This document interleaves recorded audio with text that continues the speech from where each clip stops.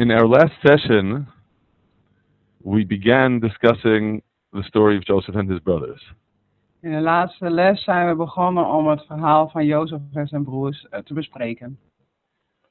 And it is on that note that we continue this evening. En daar gaan we deze avond mee verder.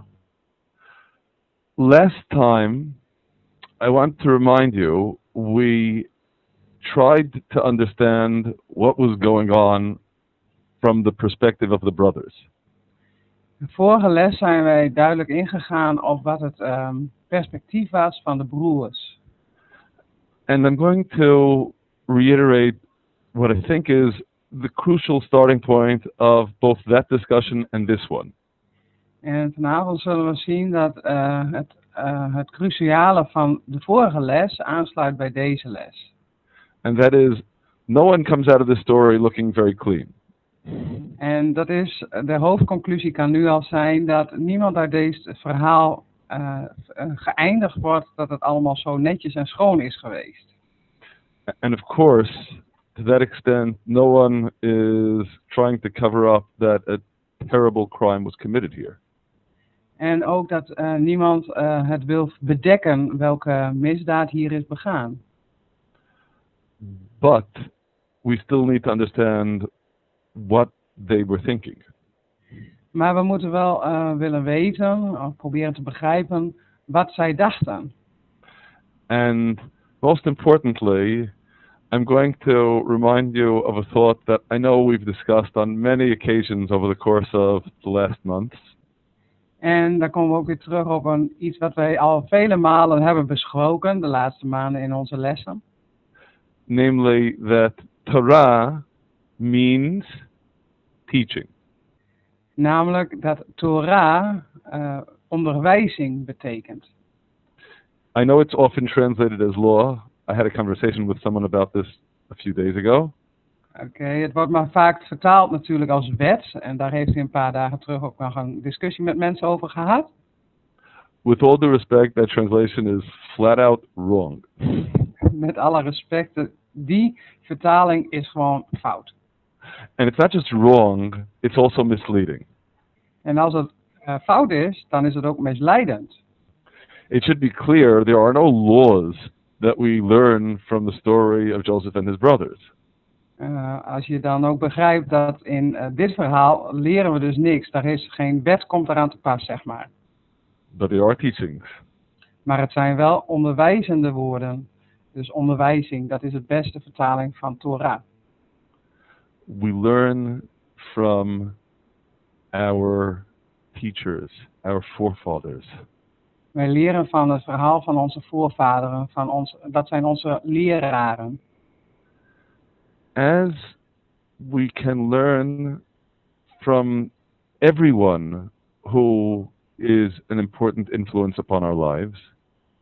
Net zo goed wij van iedereen kunnen leren die een belangrijke invloed heeft op ons leven. Both positive lessons, how we should behave ourselves. Positieve lessen, hoe we ons zullen moeten gedragen. And also negative lessons, how we should not. En ook negatieve lessen, hoe we ons niet horen te gedragen.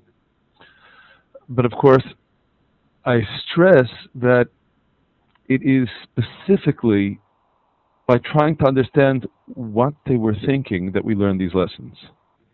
Maar belangrijk wat we hieruit kunnen halen is wat hun ertoe aanzetten, zeg maar, om zo te handelen. Wat dachten zij om het zo te doen? That is why it is certainly not adequate for us simply to say they sinned, shrug our shoulders and move on. Dus dat maakt het gewoon niet makkelijk om te zeggen, oké, zij zondigden, dus we halen onze schouders maar op en we gaan gewoon verder. So again, last time we discussed principally Joseph's brothers. Dus nog even terug, vorige les hebben wij duidelijk besproken Jozef's broers. We considered what they would have had in mind by considering the history of humanity from Adam and Eve and on. En wat zij hadden gedacht van en wat tot uitwerking kwam van of het verhaal van Adam en Eva tot dan toe. And in that light what they feared Joseph was trying to do. En waar zij bang voor waren wat Jozef zou willen gaan doen. And at the same time, they also specifically noted his dreams about ruling over, about being a king. En op hetzelfde moment kwam toen aan het licht, zeg maar, dat Jozef begon te dromen over dat hij over hun zou heersen.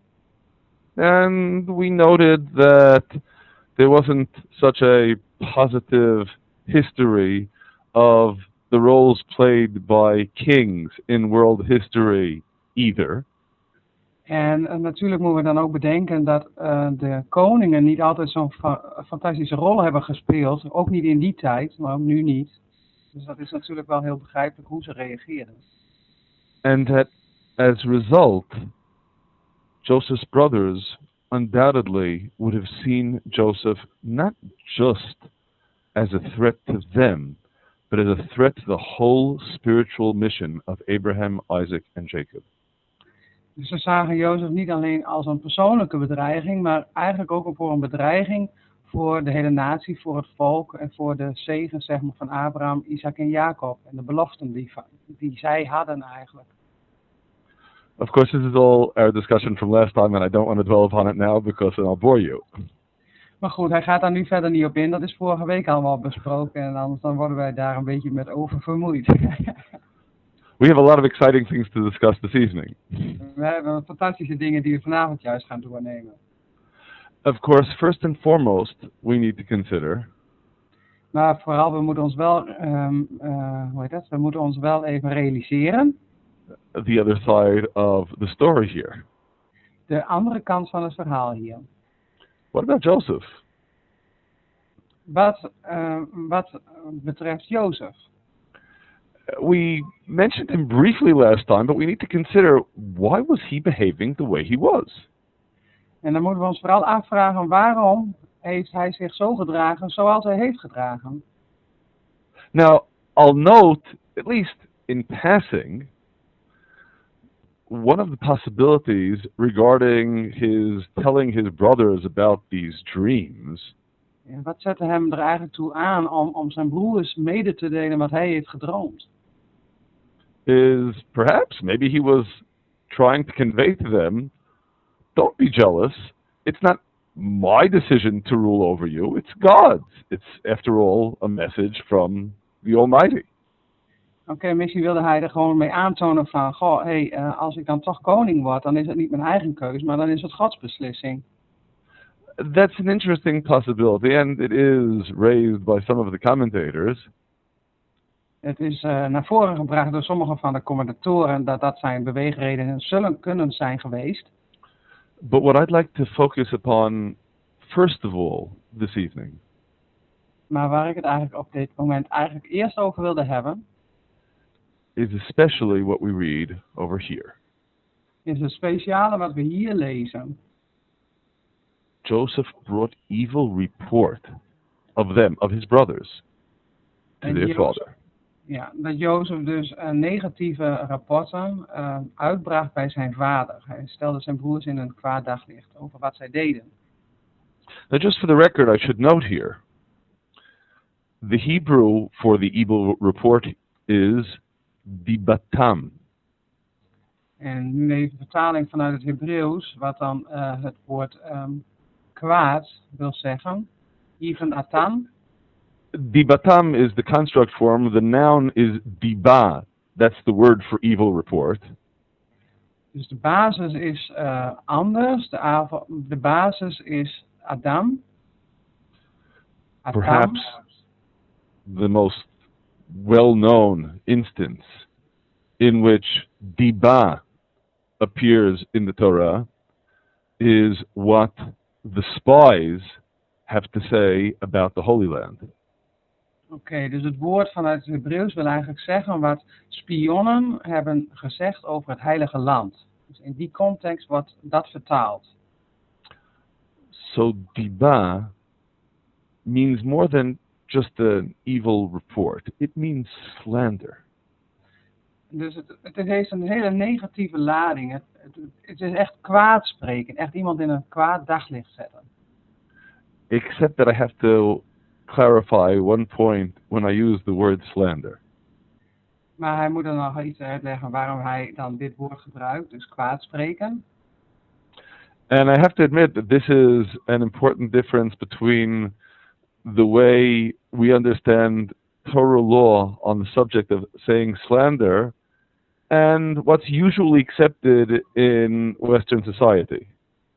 Oké, dus er is een verschil in beleving, zeg maar, van het Hebreeuwse woord voor kwaadspreken in de westerse wereld en in de Joodse context. Generally speaking, we regard slander as saying something that is false and disparaging. Meestal wordt er met dit woord echt bedoeld van als je dan over kwaadspreken hebt, dan is het ook iets dat juist niet klopt, wat gewoon niet goed is, dat niet de waarheid is. But the way we understand Torah law on the subject of saying anything slanderous Maar de basis waarop het dan in de Torah wordt uitgelegd als kwaadspreken, is it includes saying anything disparaging and unnecessary. dus dat er iets wordt vermedegedeeld, zeg maar, wat eigenlijk ook helemaal niet ertoe doet, wat niet nodig is om eigenlijk te vertellen. Even if it's true. Ook al is het waar. There is an interesting nuance in the text in the Hebrew that I should note here. Er is een speciale vertaling, zeg maar, wat hij in het Hebreeuws dan hier toch even wil zetten. Een nuance. That pertains to the verb that is used in the Hebrew. En dat is in het, wat bedoeld in het Hebreeuws. What describes what Joseph was doing. Wat echt beschrijft wat Jozef daar eigenlijk had gedaan. This is subtle, but you already know. When it's God's word, we pay attention to subtleties also. Ja, het is een subtiel detail, maar juist in het bestuderen van Gods woord zijn die subtiele details juist heel erg belangrijk. The verb used is vayave. Het vers waar hij dan op doelt is vayate. Vayave translates literally to bringing. To slicha? Bringing. To That brengen. is, that's why the English renders it as Joseph brought evil report of them, the father. Ja. Oké, dus dat wordt vertaald als het brengen van. The spies bringing evil report of the land of Israel En de spionnen die slecht rapport hadden uitgebracht over het land van Israël, are not described using the verb vayave. daar wordt ditzelfde woord dus niet gebracht. There the verb is vayotziu. Daar is het woord payutsiu. That translates to they took out. Daar wordt het vertaald als zij brachten het rapport uit. Perhaps. Misschien. The verb of choice with respect to the spies bringing out something that really wasn't there altogether speaks of slander that is false. Maar het feit dat de spionnen dat toen hebben uitgebracht, dat hoeft niet altijd op waarheid te berusten. Dat kan ook valse informatie zijn geweest. Joseph's diba was brought. It was brought from some true place because it was true. Maar wat Jozef dus eigenlijk deed, hij bracht dus een rapport uit, zeg maar. Hij sprak dus wel kwaad over zijn broeders, maar het was wel waar wat hij vertelde. It was true, but again, it was still slanderous. En het was dan misschien wel waar om het te vertellen, maar om het te vertellen was het niet nodig geweest. Hij bracht ze dus wel in een kwaad daglicht. Again, understanding what slander means in the tradition of the Torah rather than in the tradition of contemporary Western society. Ja, dus het is een verschil in interpretatie vanuit het Joodse en de Hebreeuwse context, zeg maar, en de westerse opvatting van kwaadspreken. Er zit dus nog veel meer een diepgang in.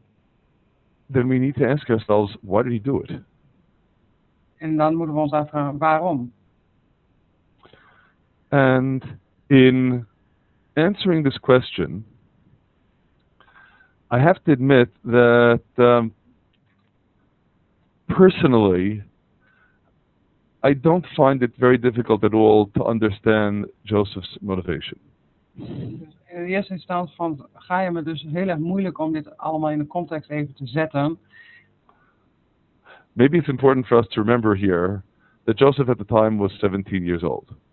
Dus moeten wij ons wel realiseren dat Jozef hier op dit moment 17 jaar oud was. If you can use your imagination, you might be able to imagine me as an impetuous young man. En misschien als je dan voorstelt bijvoorbeeld Chaim die nu voor ons zit als een hele jonge man, ook van 17 jaar. When I was an impetuous young man, En toen hij nog zo'n jonge man was, I felt very much committed to fixing up the world. toen was hij er nog van overtuigd en daar had hij ook echt een heel gevoel bij om vooral een verbetering van de wereld tot stand te brengen. Well, I hope I'm still very much committed to fixing up the world. En hij hoopt natuurlijk nog steeds dat hij daarmee bezig is. But when I was younger, that meant that if I would see anything that I felt was not quite right, Maar toen hij jong was en als je dan je realiseert van hé, je ziet iets wat niet goed is en je hebt die gedrevenheid om de wereld te verbeteren. I felt a very powerful urge to do something about it, at least to say something about it. Ja, toen had hij een hele sterke drijfveer om er iets aan te doen, of sowieso om er iets van te zeggen. And I think it's important for us to appreciate that the motivation may be a very valid one, even if the expression is inappropriate. Ja, dus dat is wel de reden dat we dat wel even in de context moeten zetten van waarom hij dat toen zo heeft gedaan. The reason the expression is inappropriate is very simple. En dat is eigenlijk very simpel. Sometimes when you are too eager to correct and fix, you end up making things worse.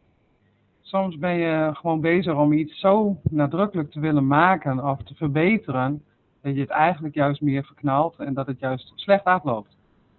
And of course, we can see a very clear precedent for that in the story of Joseph and his brothers.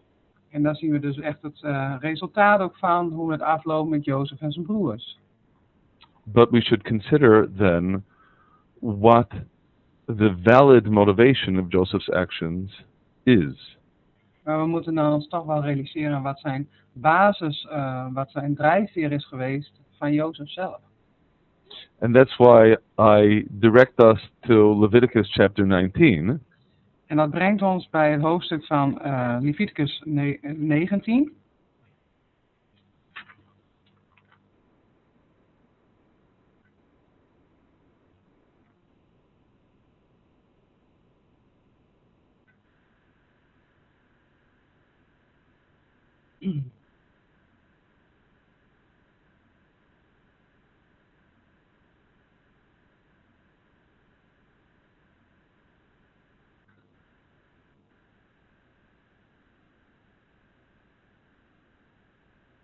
Ik heb momenteel even geen goede verbinding, denk ik. Ik weet niet of jullie dat ook allemaal zo hebben. But the same verse also stresses, and undoubtedly there's a connection. Slicha Chaim, I lost you for a moment. Can you start again with Leviticus 19? Okay, we're again looking at verse 16. Okay, thank you.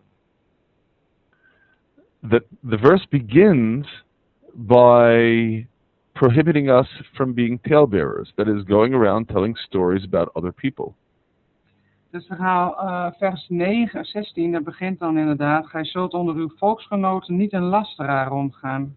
Gij zult uw naaste niet naar het leven staan. Ik ben de Heer.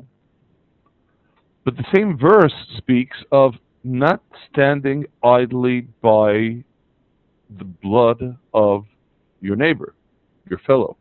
Dus ook inderdaad, dat is het tweede stuk. Gij zult uw naaste niet naar het leven staan. That is, if you see a destructive situation, Dat is een vernietigende situatie. you need to act. Je moet daarop handelen. if you don't resist evil, you become an accomplice with evil.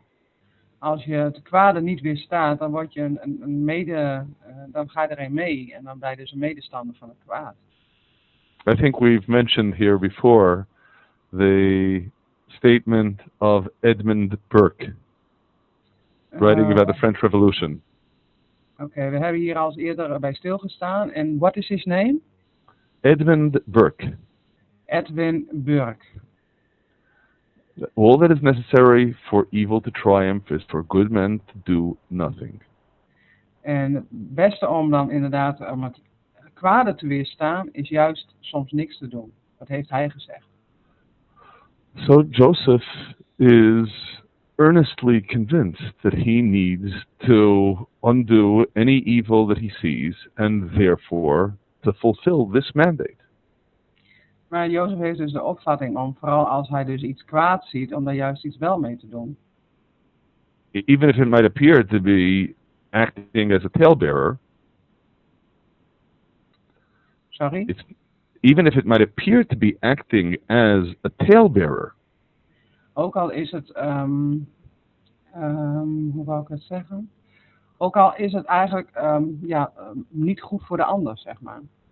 But again, you're only a talebearer when you make such statements without any valid reason. Alleen als je echt iets wil benadrukken, zul je zo gaan handelen. If you're doing it in order to combat evil, to not stand idly by the blood of your fellow, you're doing the right thing. Ja, je wil gewoon dat niet met leden ogen toezien, dus ga je handelen. Likewise, when we consider the following verse. Net als we zien in het volgende vers. The Torah prohibits hating your brother in your heart. De Torah geeft heel duidelijk weer dat je je broeder niet mag haten in je hart. Does that mean that you should plaster a smile on your face regardless of what it is that he's doing, however terrible the crime? Is het dan zo dat je met een lachend gezicht verder moet gaan en ondanks wat hij ook heeft gedaan, door moet gaan? Well, I hope we realize the answer is no. Maar daarop is natuurlijk het antwoord nee. Rather, you shall surely rebuke your neighbor. Want er staat, openlijk zult gij uw volksgenoot terechtwijzen. In other words, if you see something that might otherwise prompt you toward hating in your heart. Dus als er iets is in je hart wat niet goed is ten opzichte van je broeder. Don't keep it in your heart. Hou het niet in je hart.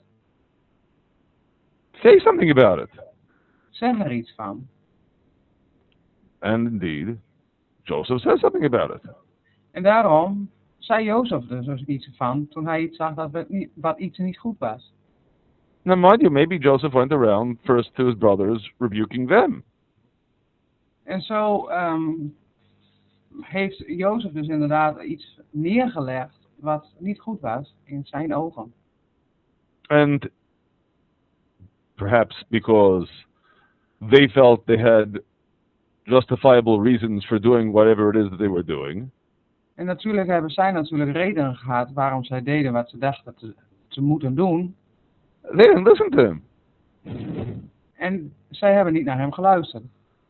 So, what's he to do? Of course, to go to his father and to tell him, let him correct them.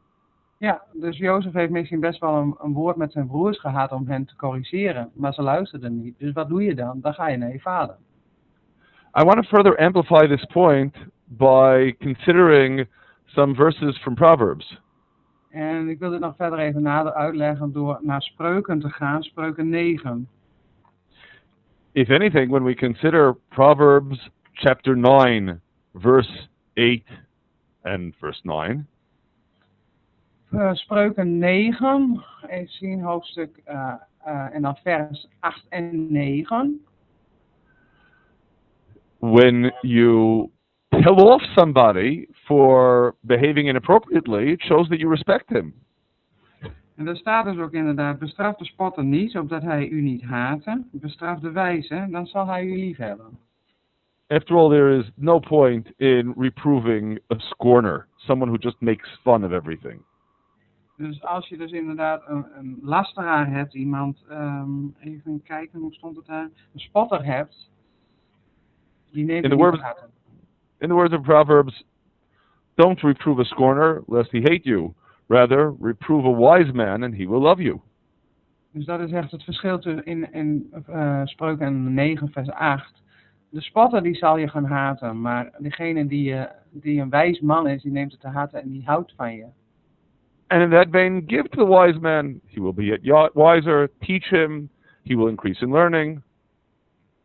Dus en dat staat dan ook in vers 9. Geef aan de wijze en hij zal nog wijzer worden. Onderwijs de rechtvaardige en hij zal aan inzicht winnen. And that teaching means to correct. En dat is een onderwijzing dus om iemand terecht te wijzen. So of course, to that extent, if you really feel that someone is wise, then you should be correcting him.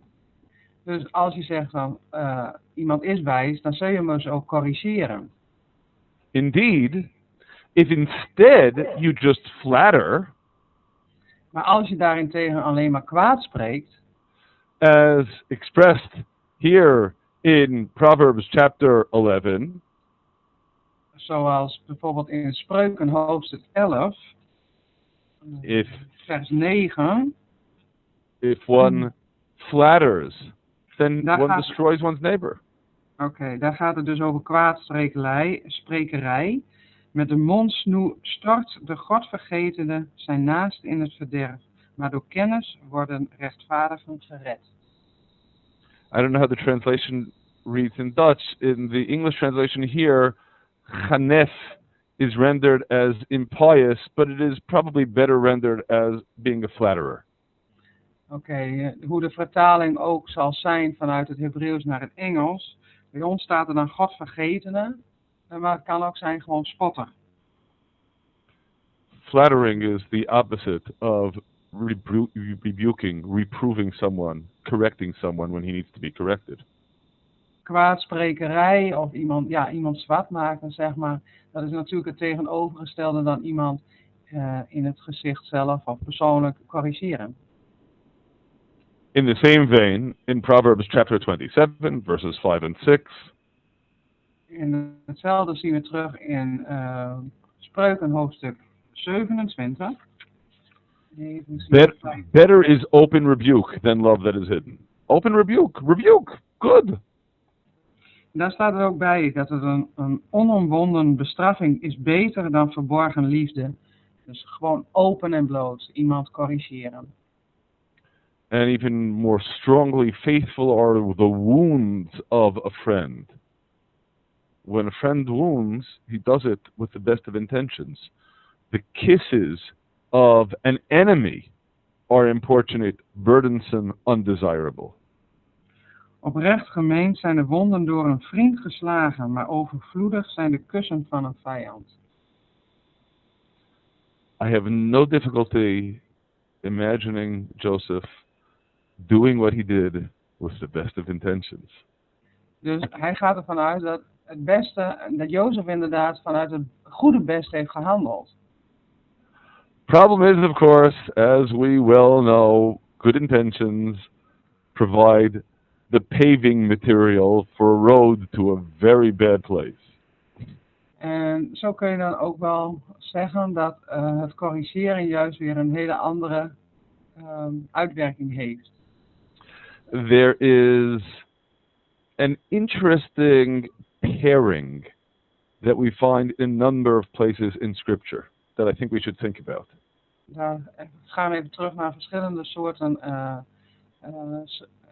schriftgedeelten in de Torah of in het Tanach, het Oude Testament. In the Hebrew, shalom and emet. En dan in Jeremia hoofdstuk 33, shalom en emet. Peace and truth. Waarheid en vrede. Staat daar in 6. Consider how difficult that pair is. En dan moet je nagaan hoe verschillend dat is.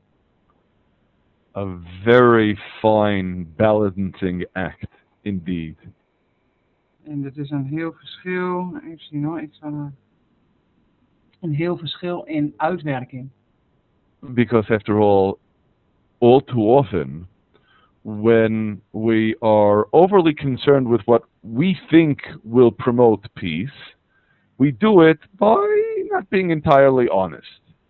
En als wij dan van overtuigd zijn wat vrede en waarheid is, dan doen we dat vanuit een goed hart, vanuit onze eigen overtuiging. With the realization that when we are dedicated to uncompromising truth, that often can lead to strife.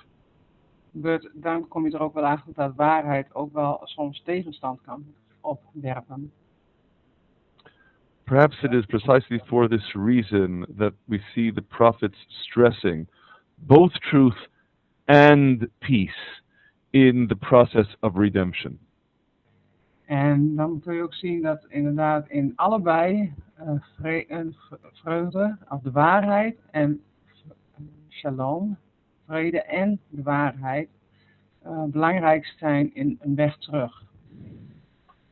Of course, in this verse in Jeremiah chapter 33, God is bringing Jerusalem healing and curing Jerusalem of its ails. En dan zal ik dat stuk even lezen. Dat is dan: zie, ik zal haar genezing schenken en herstel. Ik zal haar genezen en hen een schat van bestendiging ontsluiten. And revealing an abundance of peace and truth. En herstel dan de vrede en de waarheid. And likewise in Zechariah chapter 8. En zoals we ook kunnen zien in Zacharia hoofdstuk 8. Which is, of course, also a prophecy of restoration, of promise, of redemption. En dat is dus ook een profetie over het herstel. The condition for the fulfillment of that prophecy. En de vervulling van deze profetie. Verse 16, these are the things that you shall do. En dan staat er heel duidelijk in vers 16, dit zijn de dingen die je moet doen. Spreek waarheid onder elkaar. Speak every man the truth with his neighbor. Execute the judgment of truth, and peace in your gates. En hier staat het dus ook weer in vers 16. Ik zal het even helemaal lezen. Dit moet gij doen. Spreek waarheid onder elkander. Oefen eerlijke en heilzame rechtspraak uit in uw poorten. I can't resist sharing with you an observation that is actually especially timely, specifically this week. En ik wil iets met je delen wat eigenlijk tijdloos is, maar dat ook weer aan de sprake is geweest afgelopen week. You see, in verse 19, the prophet refers to 4 fast days. En zoals je kan zien in vers 19, daar staat er ook bij het vasten der vijfde van alle maanden. The fast of the 4th month, the fast of the 5th, the fast of the 7th, and the fast of the 10th. Er staat dus een opsomming van al het vasten, zo zegt de Heere der Heerscharen. Het vasten der 4e, 5e, 7e en 10e maand zal voor het huis van Juda worden tot vrolijkheid en vreugde. Right, we haven't gotten to that part of the verse yet. Sorry. That is, these are the 4 fasts that commemorate the destruction of the Holy Temple and of Jerusalem. En deze vasten worden nog altijd gedaan en dat heeft een herinnering aan het vernietigen van de tempel en van Jeruzalem. As Zechariah reports to us, they were observed as fast days during the period of the Babylonian exile. En deze vasten werden uitgeroepen door Zacharia gedurende de Babylonische ballingschap. As you already pointed out, during the period of the Second Temple, they were observed as days of joy and gladness. En hier werd toen nog gezegd van in de bouw van de tweede tempel, dat als ze vasten nog steeds, dan moest het wel met vreugde en vrolijkheid zijn. Cheerful seasons in place of the mourning that they had been previously. Het zijn blijde feesten. Je hebt dan de waarheid en de vrede lief.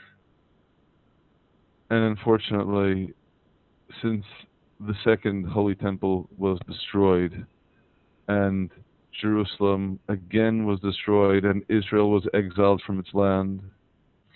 En helaas, na het vernietigen van de tweede tempel, is Jeruzalem ook weer vernietigd en is het Joodse volk ook weer verstrooid geraakt. Until the rebuilding of the temple, the rebuilding of Jerusalem in its entirety. These days are once again days of fasting for us. En tot het moment dat Jeruzalem opnieuw helemaal zal worden herbouwd en ja, ook de tempel, waar ze naar uitzien, dan zullen ze blijven vasten al deze dagen. The fast of the 10th month, reckoning from the month of the redemption from Egypt, is this week. En het vasten van de 10e maand is juist komende week. Dus dat is de bevrijding vanuit Egypte. As we observe this fast day on the 10th of the 10th month, the 10th day of the 10th month, based upon what we read in Jeremiah and in the book of Kings, that the siege of Jerusalem in the first temple period began on that day. En dat is dus over de 10e van de 10e maand, dat is dus komende tijd. Dan wordt er steeds gevast en dat is dan een herinnering aan de eerste en de tweede tempel. But that's not the reason I'm mentioning this verse. I'm mentioning this verse because of the end of the verse. Maar hij noemt dit, omdat hij het einde daarvan, van dit vers even wil benadrukken. How do you get to that restoration in which these days of fasting become days of joy, gladness and cheerful seasons? Hoe moeten het blijde feesten zijn als er niks is, als je dan toch moet vasten? En hoe kun je dat dan doen in zo'n blijde context? Love truth and peace, both of them. Dat kan je dan alleen maar doen. Heb dan de waarheid en de vrede lief. Dat bovenal. Can't be one or the other. It has to be both. Sliga? It can't be one or the other. It has to be both. En het kan niet één of het ander zijn. Het moet allebei zijn. And of course, likewise, the third example that I wanted to share with you in Psalms chapter 85. En hij wil nog een ander voorbeeld noemen in Psalm 85. And here again we find mercy and truth are met together, righteousness and peace have kissed each other. En hier vinden we hetzelfde principe, dat waarheid en rechtvaardigheid en vrede, dat die samen elkaar zeg maar kussen. Even though we might have thought that truth and peace would be mutually exclusive, they're not. En eigenlijk zeg je dan dat het exclusieve woorden zijn, maar dat zijn het natuurlijk niet. And you know why they're really not? En waarom zijn ze dat niet? Consider verse 12. Dan moeten we even kijken naar vers 12. Truth springs out of the earth. Trouw spruit voort uit de aarde. Truth in this world is something worldly. En de trouw die uit deze aarde voortspringt is iets aards. It's not an absolute heavenly truth. It's a truth that sprouts from the earth. Het is niet een hemelse trouw. Het is een trouw die uitkomt uit deze aarde. If we were dealing with an absolute truth means if I have the truth, no one else does. Absolute trouw wil zeggen van, en waarheid wil zeggen van, als ik dat heb, dan heeft niemand anders dat. Truth that sprouts from the earth. Maar trouw spruit voort uit de aarde. I can have my truth as given to me by God, who gave me the mind to find that truth. En als het mijn waarheid is, dan is het mijn waarheid, maar het hoeft niet te zeggen dat het Gods waarheid is. But there can also be other truths. Er kunnen er ook andere waarheden zijn. If truth isn't absolute, then truth is on some plane subjective. Dus als waarheid niet absoluut is, dan is waarheid veranderlijk. That doesn't mean it's just a matter of opinion, of course. En dat wil niet zeggen dat er dan een andere opinie is.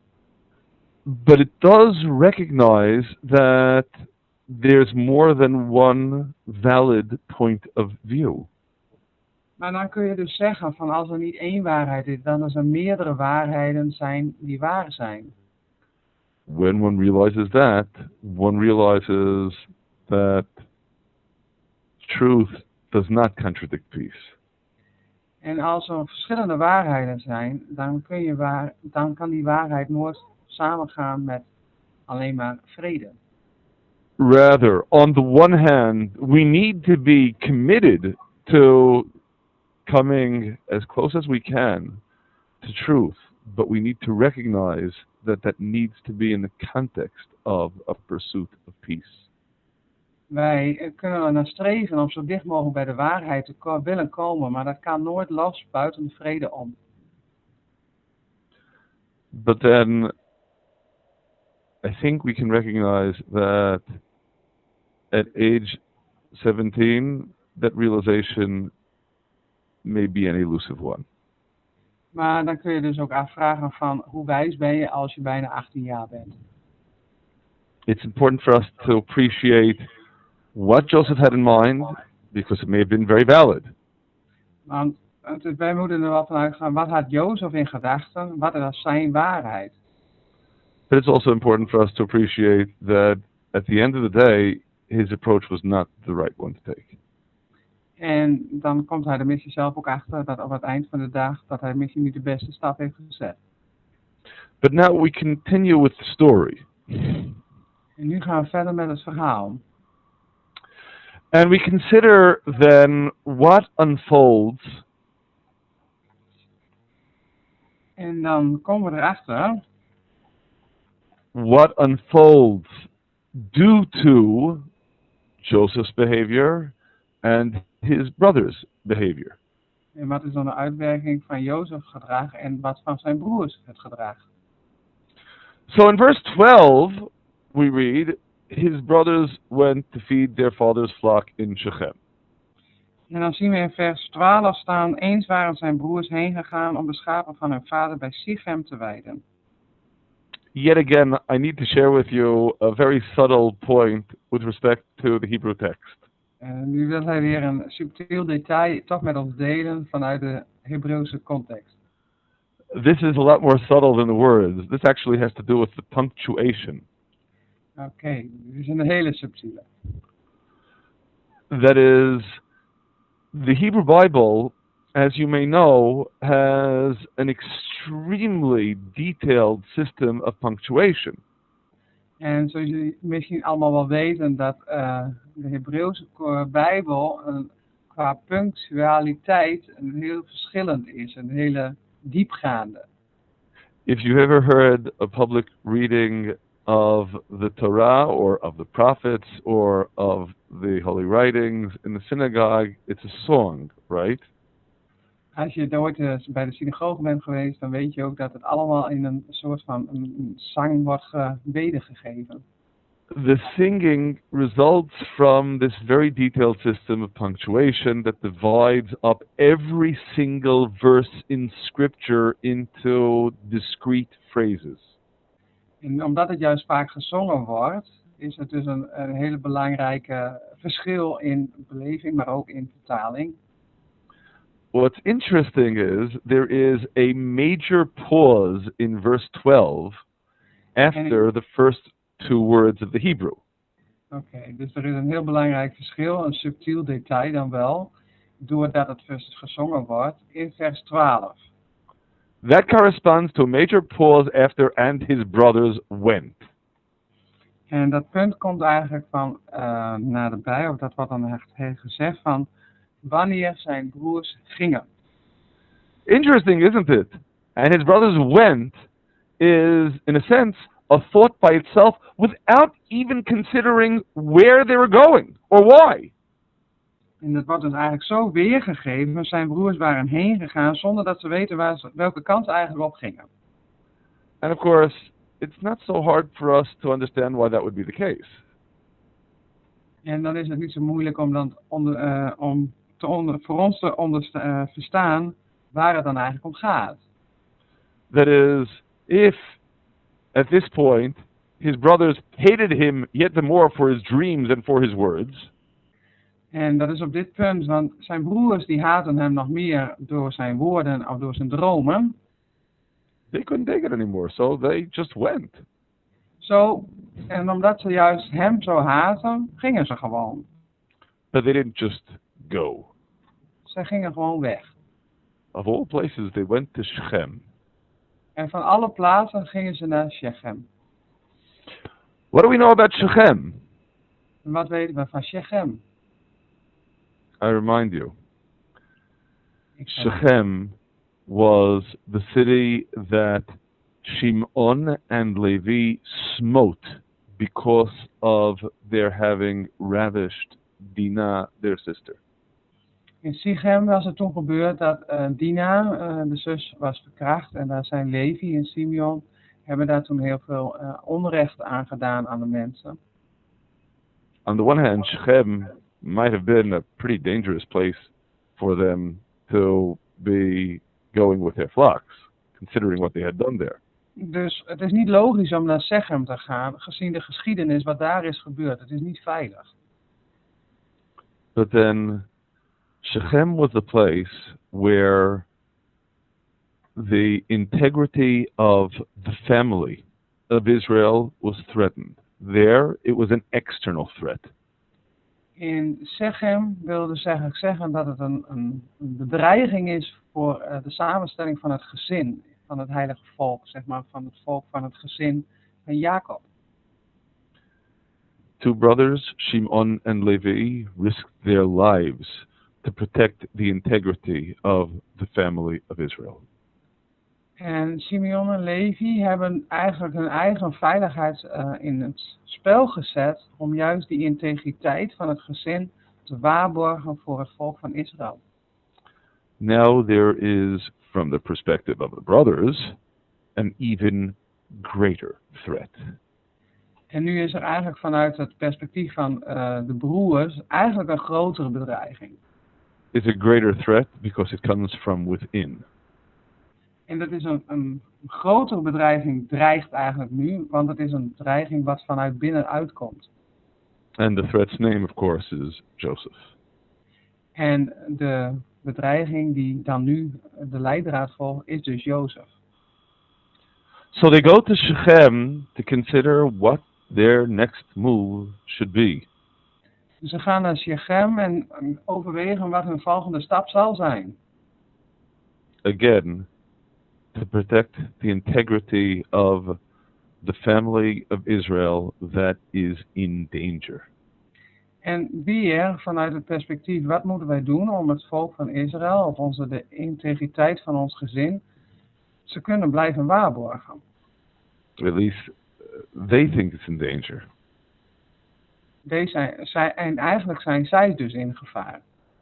When Jacob asks Joseph to go to check on his brothers, he without hesitation says, "Here I am." En toen Israël Jozef dus naar zijn broers zond, zei hij ook gewoon van, hier ben ik. When he has difficulty finding his brothers, he's wandering in the field. En toen had hij het moeilijk om hen te vinden, om de broers te vinden in vers 15. He doesn't give up. I seek my brethren. En toen zag Jozef dus zijn broers, maar hij gaf niet op. Hij kon ze eerst niet vinden, maar hij vroeg dus eerst iemand van, wat goed hij hier? Ik zoek mijn broers. And he goes after his brethren all the way to Dothan, which is not especially close to Shechem. En Jozef heeft dus een hele eind weg moeten trekken om zijn broers te vinden. Want dat was dus, hij moest nog helemaal doorgaan naar Dothan, zoals te lezen is in vers 17. By the way, on a personal note, I did my basic training in the Israel Defense Forces very near Dotan. Oké, een persoonlijke noot van Chaim. Toen hij nog in het leger zat van de IDF, toen zat hij dus dicht bij Dotan. We didn't have anything nearly as exciting as what took place with Joseph and his brothers, thank God. Dat is dus nu niet meer zo'n hele spannende plaats, zeg maar, als in die tijd van Jozef. There is an additional dimension that we should stress here, of course, as well. En er is nog een belangrijk iets wat we toch vandaag even, opnieuw ook even nog moeten noemen.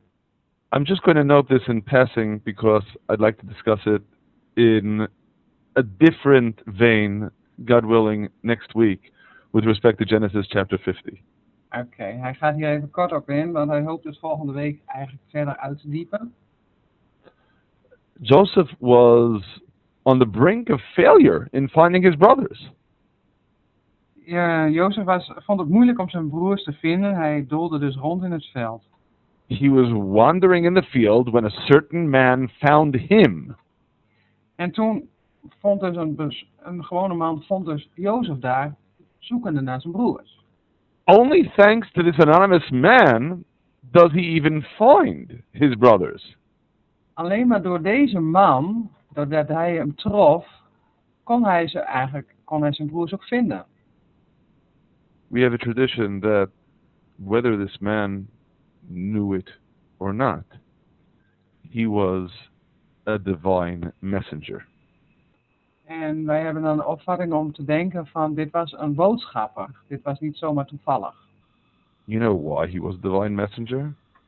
En waarom was hij een boodschapper?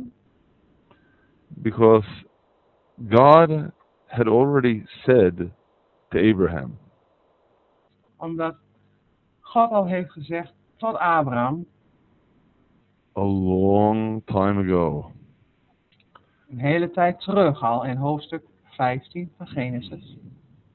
before even Isaac, Joseph's grandfather, was born.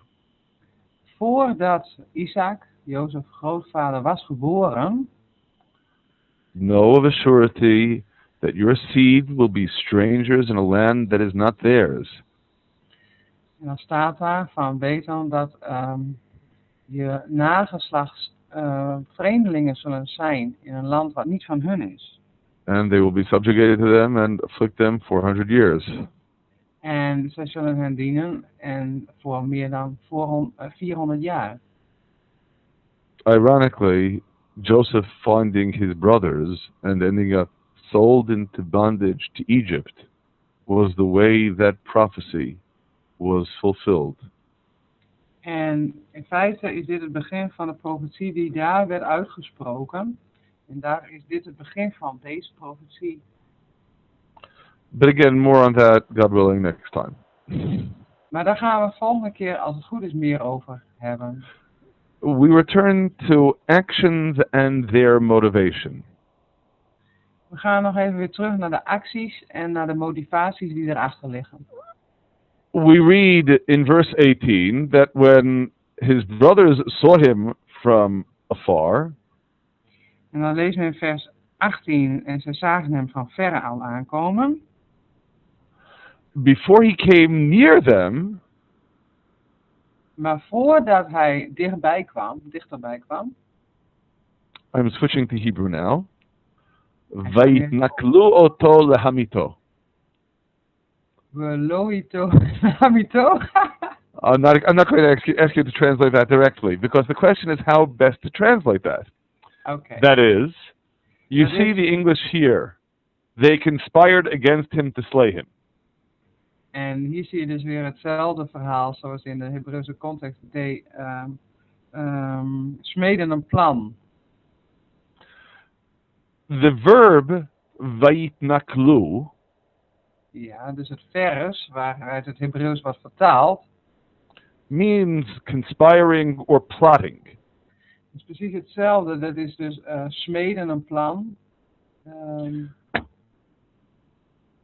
This is not a verb that appears a lot of places in Scripture. En dit is niet een vertaling die veel voorkomt in de schriften. In fact, I gave you a list of all the places the verb appears in all of Scripture, which is exactly twice. En het komt eigenlijk maar 2 keer voor. Of course, apart from the place in Genesis. En natuurlijk in dit verhaal in Genesis. The next place is in Numbers. En het volgende is gevonden in Numeri. Where after the Midianites conspired to corrupt Israel. En dat is eigenlijk nadat de Midianieten ook hetzelfde hebben gedaan ten opzichte van Israël. The divine command, God says to Moses. Het belangrijkste opdracht die God heeft gegeven aan Mozes. To smite the Midianites, for they harass you by their guiles, plots, with which they have plotted against you. Dat hij ze moet doden om wat zij hem hebben aangedaan. Door de samenzwering en de complotten die ze hebben tegen Israël hebben beraden. The plots with which they plotted, in Hebrew, benichlehem asher niklu lachem. Oké, dat is dus een vertaling in het Hebreeuws. Now, this is subtle, again. You need to pay attention to God's word. En dat is but it's crucial. Subtiel. The word used for the object of plotting is here lachem, with the prepositional lamed, to or against you. Dus hier wordt het ook weer benadrukt, dus door de vertaling vanuit het Hebreeuws, dat zij wat zij Israël hebben aangedaan. In the same way, in Psalm 105, Hetzelfde zien we terug in Psalm 105. Describing the circumstances of the Egyptian exile. En dan wordt het ook weer beschreven van de verlossing vanuit Egypte. The verse says that God turned the hearts of the Egyptians to hate his people. Dat God de harten van de Egyptenaren zo veranderde dat zij hen haten.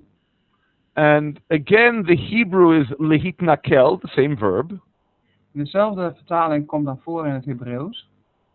Lehitnakel be'avadav, which we could render as to plot against his servants. En dat is weer een samenzwering tegen de knechten van Israël. Now, the object case here uses the prepositional bet, which likewise can mean against, as it does here. En het is precies hetzelfde als tegen. Dat wordt hier heel erg benadrukt in de grondtekst.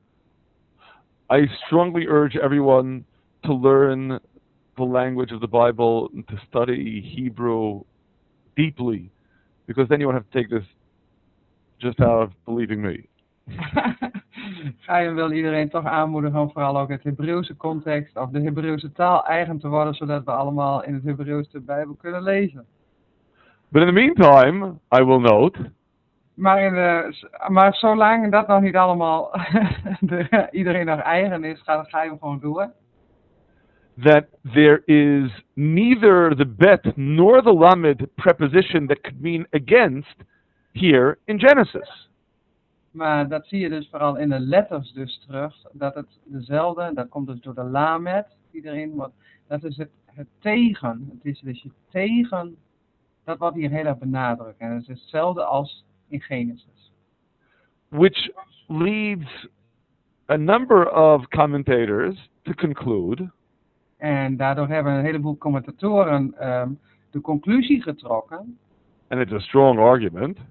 En het is een hele sterke conclusie. That translating it as they conspired against him. Dat zij samen zworen of tegen hem. Is a wrong translation. Dat is eigenlijk een foute vertaling. Rather, they ascribed to him plotting against them. Eigenlijk wil het dus zeggen dat zij een samenzwering deden tegen hun. That is, they ascribe to him being out to get them. Dus zij deden eigenlijk de samenzwering tegen hem. And of course, since, as we've already discussed, they saw Joseph as a threat. En daardoor zien ze hem dus als een bedreiging. Not just a threat to them, a threat to the whole spiritual mission of Abraham, Isaac and Jacob. Dus niet alleen tegen hun persoonlijk, maar eigenlijk tegen alles, tegen de belofte van Abraham, Isaac en Jacob. Tegen het gezin. So there's one conclusion. Dus dan is er één conclusie. They have to kill him. Slicha? They have to kill him. Ze moeten hem doden. That is, the last word here, lahamito, to slay him. Dat staat hier dan ook in gewoon, dan moet je er iets tegen doen, dus dan moet je doden. Would then either mean that they ascribed to him plotting against them, that they believed he wanted to slay them, each of them. Zij waren ervan overtuigd dat Jozef juist een samenzwering of hun eigenlijk iets wilde aandoen. Dus reageerden ze zo dat zij in de verdediging gingen en dus iets moesten ondernemen en zelf ook begonnen samen te zweren.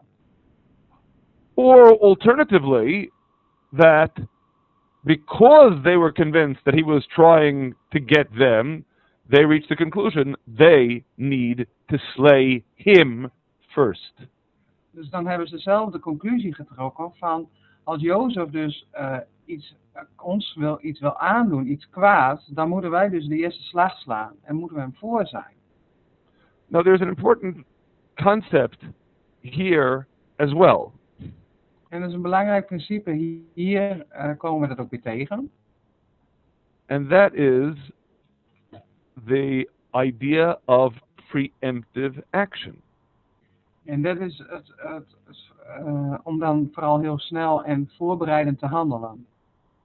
Is one permitted to take action preempting a crime that someone else wants to commit? Is het toegestaan om een actie te ondernemen, zeg maar, voor een misdaad wat nog niet is begaan? I'd like to share with you 3 examples from the Torah that answer this question.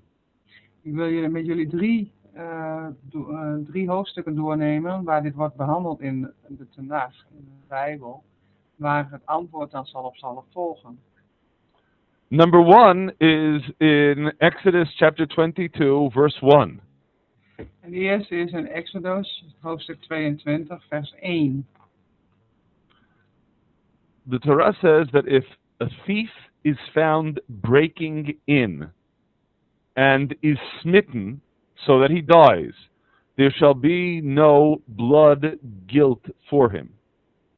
En in onze vertaling is dat hoofdstuk, of is dat vers 2. Indien een dief bij een inbraak betrapt en zo getroffen wordt dat hij sterft, dan rust daarop geen bloedschuld.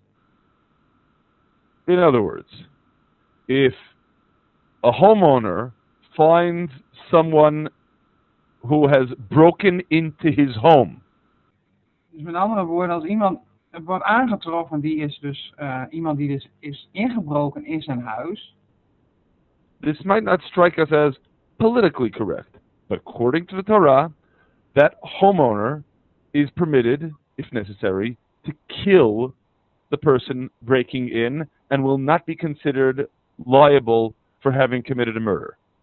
Oké, dus dan komt het, dus politiek is het niet correct, maar hier komt het er wel op neer dat als er dan een gevecht zou plaatsvinden en hij komt om, de dief komt om, dan is er dus geen bloedschuld.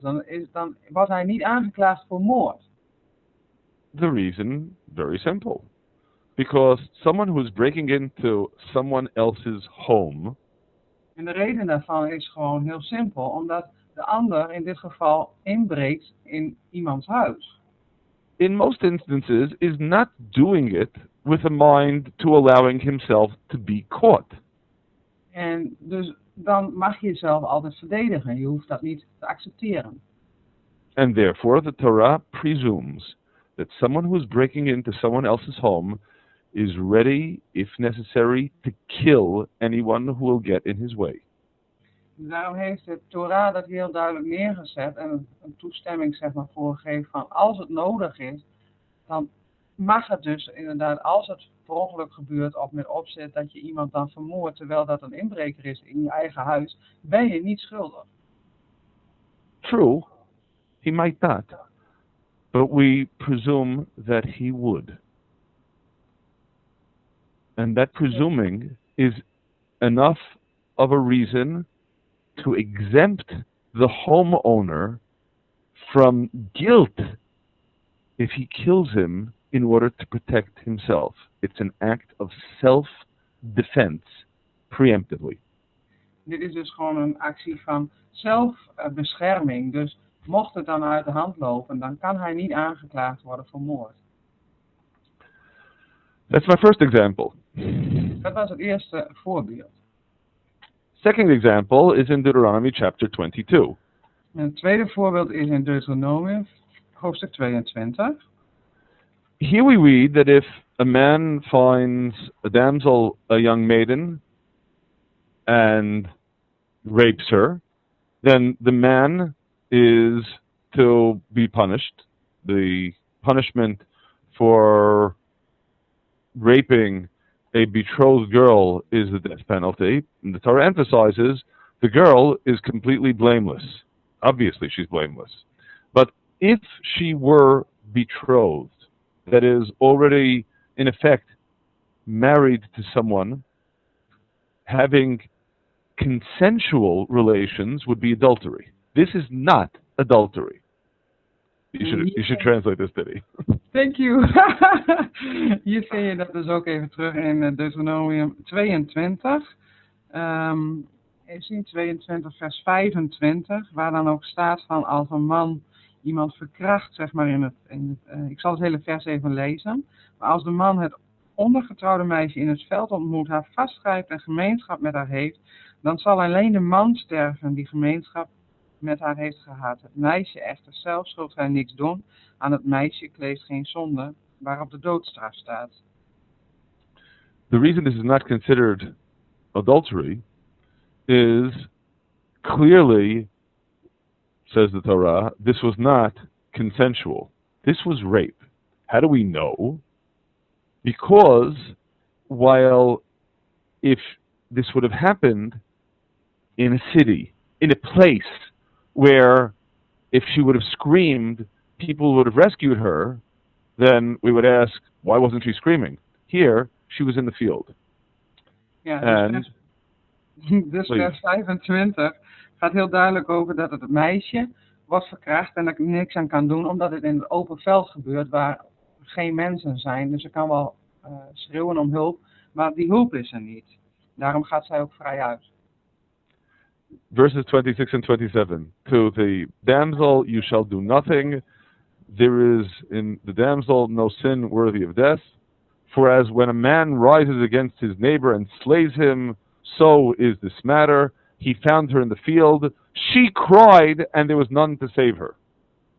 Dus hier wordt het dan heel duidelijk benadrukt van, zij kan er gewoon niks aan doen en gaat dus vrij uit. Alleen de man is schuldig. Why am I sharing this with you right now? Waarom deelt hij dit met ons? Because when we consider what verse 27 is telling us, there was none to save her. En als we dan heel druk kijken naar vers 27. That imposes an obligation on society, on anyone who would have been there.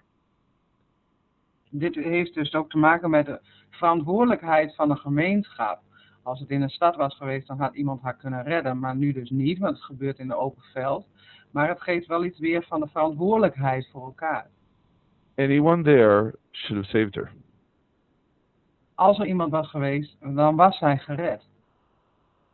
Saving her could well mean killing the assailant.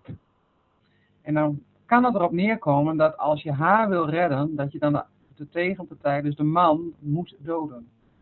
Not waiting until after the assailant has committed the rape, but killing him to prevent him from committing the rape. Dus dan is er nog geen rechtszaak of zo geweest. Maar hij is wel verantwoordelijk voor die verkrachting. And indeed, the Torah tells us the same thing is true when a man rises against his neighbor to kill him. En dan zie je dat dus terug ook inderdaad dat de Torah er heel duidelijk over is. Van als een man inderdaad zoiets heeft gedaan, dan dood hem. There too, not only if your life is threatened, you aren't considered guilty if you kill your would-be assailant.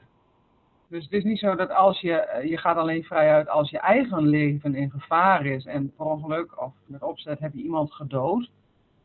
If you see anyone being threatened, then you, if necessary, kill the would-be assailant in order to protect the would-be victim.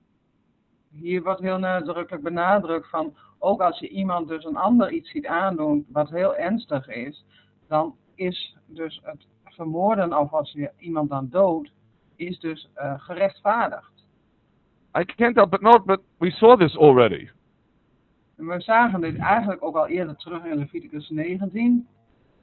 Remember this? You shall not stand idly by the blood of your fellow. Hier zie je dus ook weer terug in hoofdstuk 19. Je zal niet kwaad willen tegenover het bloed willen zien van je naaste. If you see someone's life being threatened, you need to save him. Dus als er iets ernstigs gebeurt, dan moet je ingrijpen en iemand redden. Even if it means killing the would-be assailant. En als het dan ook nodig is om de ander dan te doden, om de ander het slachtoffer te redden, is dat dus gerechtvaardigd. There is one additional instance I'd like to share with you about preemptive action. En dan is er nog een ander voorbeeld dat hij met ons wil delen, waaruit dat je dan in voorkennis, dus voorafgaand, al gaat reageren. This is in Deuteronomy chapter 21. En dat is in Deuteronomium hoofdstuk 21. This is a tough one. En dit is een pittige. This, in fact, is a passage that describes a law that in our tradition never was carried out and never will ever be carried out. Dit is een hoofdstuk wat eigenlijk in onze traditie, het staat dan wel op papier, maar nooit in het echt is gebeurd en ook niet zal gebeuren. So why is it written in the Torah? Maar waarom staat het dan wel in de Torah? We actually already answered that question this evening. Eigenlijk hebben we dat eigenlijk al beantwoord deze avond. Because the word Torah means teaching, not law. Omdat het woord Torah onderwijzing is en daarom is het hier dus opgeschreven niet als wet. And even if this law will never be carried out, it still is there to teach us something. Maar ook al wordt deze wet, zeg maar, niet uitgevoerd, daarom is het hier opgeschreven omdat het toch heel belangrijk is om ons iets te leren. This is the story of the rebellious son. Het verhaal gaat over de weerspannige zoon. Who is brought by his parents to the elders of the city. Deze zoon wordt gebracht naar de oudste van de stad en door de ouders. Described as stubborn and rebellious, a glutton and a drunkard. En de zoon wordt beschreven als weerbarstig en weerspannig. En hij wil niet meer luisteren. Hij is een doorbrenger en een drinker. And as a result, put to death. En dan, wat is het resultaat? De mannen zullen hem stenigen. Never happened, never will happen. Het is nooit gebeurd en het zal nooit gebeuren. But still there to teach a very important lesson. Maar het onderwijst ons wel een hele belangrijke les. You would think being stubborn, rebellious, gluttonous, drinking, those aren't capital crimes for which a person should be put to death. Denk je van wat is weerspannig en niet willen luisteren en als je dan een drinker bent, en is dat dan niet zo erg? Of juist wel? And of course, on the one hand, you'd be right, they're not. Het is niet zo erg om daardoor te worden gestenigd. But they're heading in a certain direction. Maar het is wel een hele belangrijke richtinggever. We should recognize, even though this is a law that was never and will never be carried out, En we moeten ons realiseren dat deze wet nooit zal worden uitgevoerd en nooit is uitgevoerd. that it is possible for a person to direct himself in a way that completely destroys his own life. Maar het staat hier wel geschreven zo van iemand kan een weg gaan wat gewoon zijn eigen leven helemaal vernietigt. Even if he hasn't actually committed a real crime yet, that's the direction he's heading in. Ja, hij gaat dus een weg op wat gewoon niet goed is. Maar hij heeft natuurlijk nog niks gedaan. Hij heeft er nog geen misdaad begaan. So, while again, I stress, never happened, never will happen. En hij wil het nog benadrukken. Het is nooit gebeurd en het zal nooit gebeuren. But still there to teach us a lesson. Maar toch wil dat iets ons leren. And so far as the brothers were concerned, En de broers waren bezorgd. doesn't matter if Joseph hasn't actually committed the capital crime yet. Ik wil dus niet zeggen dat Jozef, die had nog natuurlijk niks gedaan. Die had nog geen misdaad gepleegd ten opzichte van hun broers. He is a threat, not just a physical threat, a spiritual threat. Maar hij is wel een bedreiging voor hem. Niet een fysieke bedreiging, maar een spirituele bedreiging. And imbued with the principles, the ideas of the Torah, they conclude this is the way to respond to the threat. Get rid of him. En door de onderwijzing van de Torah, zeg maar, hoe het toen gold, dan heb je wel te reageren. Dus wat is dan de reactie als je bedreigd wordt? De andere persoon doden. Now, we should note that while on the one hand, that is their justification for deciding that they will kill him. Dus dat kan natuurlijk zijn hun beweegredenen zijn geweest, of zijn hun beweegredenen om hem om te brengen. It's also the justification of Reuben saying, let us not take his life. En dat is ook de reden van Ruben geweest om te zeggen van, laten we niet zijn leven nemen.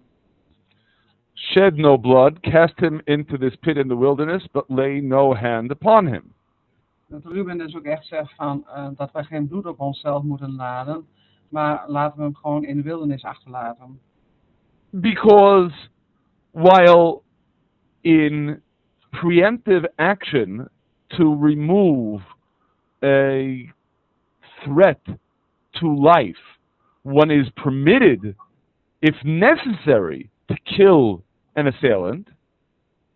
Want als je wil reageren om een ander om te brengen omdat hij je bedreigt, If you can get rid of the threat without killing the assailant, you certainly are not permitted to kill for no reason.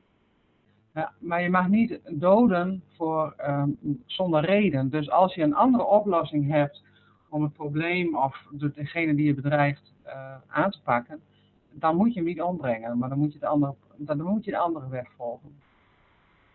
So of course then Reuben says, don't kill him. En daarom zegt hij dus niet doden, Jozef niet doden.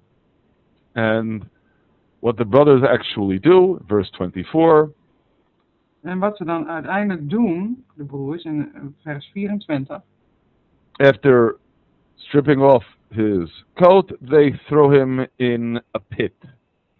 en nadat ze hem zijn mantel hebben afgenomen, gooien ze hem in een put. And of course, the Torah emphasizes the pit was empty, there was no water in it. En de Torah noemt het dan ook van, de put was leeg en er was geen water in. Because had there been water in it, then it would have been tantamount to actually killing him outright. And they weren't going to kill him outright. They just wanted to get rid of him. Ze wilden dus eigenlijk alleen maar weg van hem, weg met hem, maar ze wilden hem niet doden. En daarom staat er ook in dat er geen water in is, want anders zou hij misschien kunnen verdrinken. Dus dat was niet de bedoeling. Ze wilden hem gewoon uit de weg ruimen. Might seem like a small difference, but it's a significant difference when it's the difference between taking a life outright and, in effect, leaving his fate in God's hands. Dus het is een verschil van reactie. Hier wilden ze dus heel duidelijk van, ze wilden niet zijn leven nemen. Maar ze wilden hem wel even uit de weg hebben, uit hun leven, en laten het verder aan God over. In the same vein, what Judah says to his brothers, verse 26. Dan gaan we verder naar vers 26, wat Judah zegt tegen zijn broers. I'm not particularly fond of the translation, what profit is it? A better translation, I think, is, what is the gain if we slay our brother and conceal his blood? Hij is het dus niet helemaal eens met de vertaling van vers 26. Bij ons staat erin, wat voordeel is erin gelegen wanneer wij onze broeder doden en zijn bloed verbergen? We don't have to destroy him, we just have to get him far away. Dus we hoeven hem niet te doden, ligt hier zeg maar achter, maar we moeten gewoon zorgen dat hij ver bij ons vandaan komt. So let's sell him. And thus our hand will not be upon him. En laten we hem dus verkopen. En dan zal zijn hand niet meer op ons zijn. Because again, if the premise is preemptive action, you do whatever is necessary to prevent the threat, but no more. Dus je doet er in dat geval, zij deden er ook alles aan om de bedreiging weg te nemen. Maar als het kan dan natuurlijk niet om de ander te doden. And that is why, so far as they are concerned, their conclusion to sell him as a means for getting rid of the threat is completely justified. En daarom hebben ze zelf de overtuiging dat ze willen van de bedreiging af in Jozef, dus daarom gaan ze hem verkopen. Dan is hij ook ver weg en daarom is het gerechtvaardigd in hun eigen ogen. And as we noted last time, their only regret.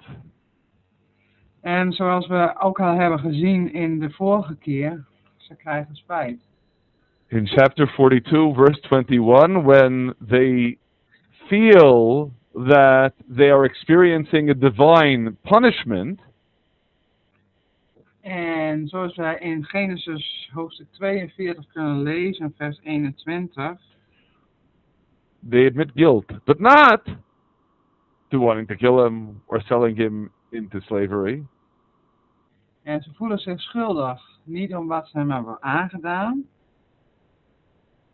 The guilt is, we are verily guilty concerning our brother, in that we saw the distress of his soul when he besought us, and we would not hear. Therefore is this distress come upon us. In vers 21 staat dan, zij nu deden al dus en zeiden tot elkander, voorwaar, nu boeten wij voor wat wij onze broeder aangedaan hebben. Wij zagen zijn zielsbenauwdheid toen hij ons om erbarming smeekte, maar wij hoorden niet. Daarom is deze benauwdheid over ons gekomen. And as we noted, when Joseph hears them expressing regret, he is so overcome that he cries. En op het laatst zien we dan ook dat Jozef zich omdraaide en huilde. But they didn't express any regret for selling him into slavery. Maar ze hebben er geen spijt van dat ze hem hebben aangedaan, dat ze hem af hebben gevoerd in slavernij. Evidently, he also appreciated that they had reasons that, even if they were manifestly wrong, were not criminal in and of themselves. Jozef heeft dus eigenlijk ook heel goed in de gaten dat zij bepaalde redenen hadden om zo te handelen en respecteert dat in feite ook. Because even though he really never stopped loving his brothers, he understood that from their perspective, he was plotting against them. Omdat hij heel goed doorhad dat hij in feite, daarom was hun reactie ook zo, dat zij de veronderstelling hadden dat hij een samenzwering had tegen hen. This is, we should note, a very important principle in human affairs. En dit is wel een heel belangrijk principe hoe we met elkaar om mogen kunnen gaan. Want Jozef is dus nooit gestapt van zijn broers te houden. We always tend to ascribe to other people the feelings toward us that we harbor toward them. Dus daar moeten wij er ook altijd heel erg bewust zijn van wat voor gevoelens wij losbrengen bij de ander en wat voor reactie daaruit kan voorkomen. Sometimes that's true. En soms is het waar. Sometimes it's simply a product of our own prejudices. En soms is het gewoon een product van wat wij zelf hebben bekokstoofd of beraadslaagd om iets op te zetten. But then the real regret of Joseph's brothers Maar het eigenlijke van Jozef's broers, eigenlijke omkering, is principally for verse 25 in chapter 37. en dat zien we dan terug in Genesis hoofdstuk 37 vers 25. And you know, here too, we should appreciate the point. En weer moeten we even heel erg duidelijk zijn. They're sitting down to eat bread after throwing their brother into a pit. Hier zie je dus de beschrijving dat zij lekker gaan zitten eten nadat ze Jozef in die put hebben gegooid. Sounds to us utterly dreadful. Dat is natuurlijk onacceptabel. But if you're really convinced that you're doing the right thing, you show it by sitting down and having a meal. Maar als jij er zelf van overtuigd bent dat je het goede hebt gedaan, ja, dan ga je rustig zitten en ga je eten. And that's precisely what they regret in retrospect. En dat is juist hetgene waar ze zo ontzettend veel spijt van hebben.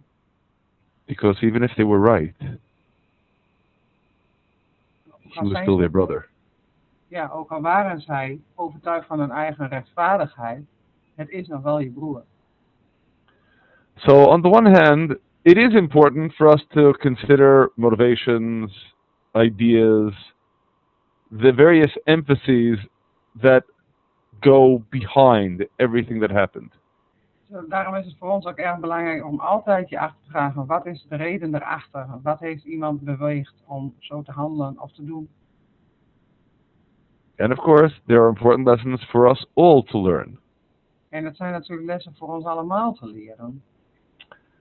How to feel committed to correcting wrongs, injustices, even if it means making unpopular statements.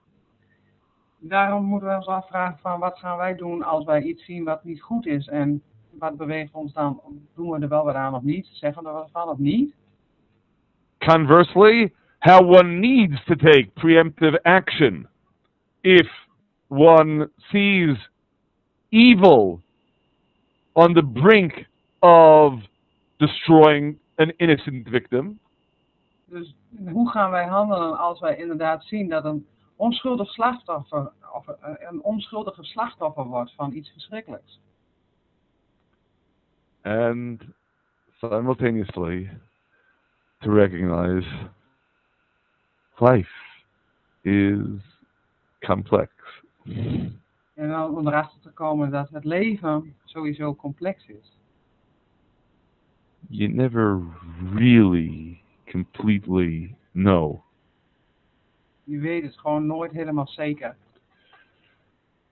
You need to love both truth and peace, because absolute truth is not what we have in this world.